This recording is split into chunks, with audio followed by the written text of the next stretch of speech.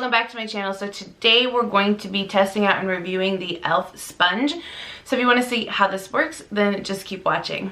Okay, so like I said, we're going to be testing out the e.l.f. sponge. So I got this at Walmart. It just says blending sponge duo. So it came with two in here. I already went and just wet this one. Online, when I looked this up, it said it was only $7 for the two, but my receipt says $10. So regardless though, it's $5 a piece. You just buy the set as 10. So we're going to try this out. Is there anything it says special that I should mention? It says it's latex free, which is good. I know there's some people allergic. My mom's allergic to latex. Duo blending, flawlessly apply makeup for professionally even and smooth looking skin. Great for creating full coverage, contouring and layering color. Washable, reusable, blah, blah, blah, blah. So this, let me take this out so you can have a comparison. So this is what it looks like when you first get it. It's actually pretty soft, even dry, which is crazy. And then this is what it goes to when it's wet. And it's crazy soft. Like I'm used to at least having like a little bit of firmness. This is like a lot less firm than most. I'm gonna go ahead and prime my skin real quick. So this is just the Tarte Base Tape Hydrating Primer. Put a little bit of that on real quick. I don't have anything really to cream contour, so we're not gonna test that. I'm just gonna do foundation and primer. Foundation and concealer. Dude, I have so much garbage sitting here from my Walmart makeup challenge, whatever you want to call it, bottom shelf. Oh, my nose is so dry and flaky right now, so ignore that. Okay, I'm gonna take the Makeup Revolution, or it's just called Revolution, isn't it? It's so freaking confusing. I'm gonna take the Revolution Conceal and Hydrate Foundation. I've been using this a lot lately. I like it. I don't necessarily like the shade for me because it is a little too cool toned, but I love the coverage. So I've just been using it a lot. Anyway, so I put it on the back of my hand, and now I'm just going to take the butt of this sponge. This sponge, actually, the shape of it reminds me of the L'Oreal one that I used to buy a lot. So I'm just going to take the butt and just blend it on in. Tap it, tap, tap, tap, tap. So right off the bat, this is super soft.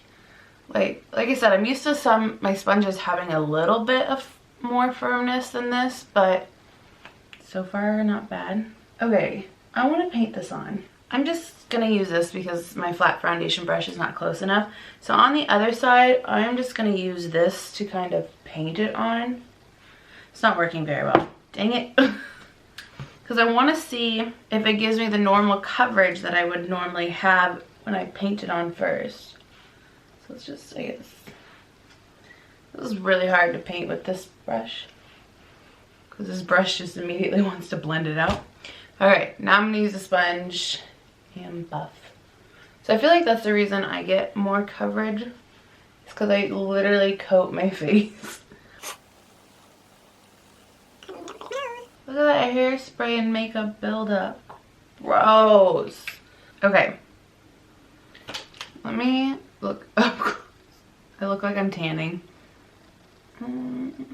So there's definitely more coverage on the side that I painted on first. Honestly, I feel like it's taking more product than my other sponge does. Let's just apply another layer though, because why not? I want coverage. So that's the two layers. I feel like normally I do get a lot more than this, and I feel like this is picking up more. But let's go ahead and move on and try my concealer. So the concealer I'm using is the ColourPop No Filter. This is just in Fair 04. Oh, did you want to know this shade? F1. I think it's the lightest. Actually, I think there's one lighter. Uh-oh, is this 04? It is. Why does it look so much darker than normal? I'm gonna let this concealer sit for a second just to kind of help with the opaqueness. while I do that, I'm gonna get my powder ready. So I'm just going to use the Wet n Wild Photo Focus Translucent Powder. That's not translucent. All right, let's blend this out. I'm gonna use the, I'm gonna use the pointed side for my concealer.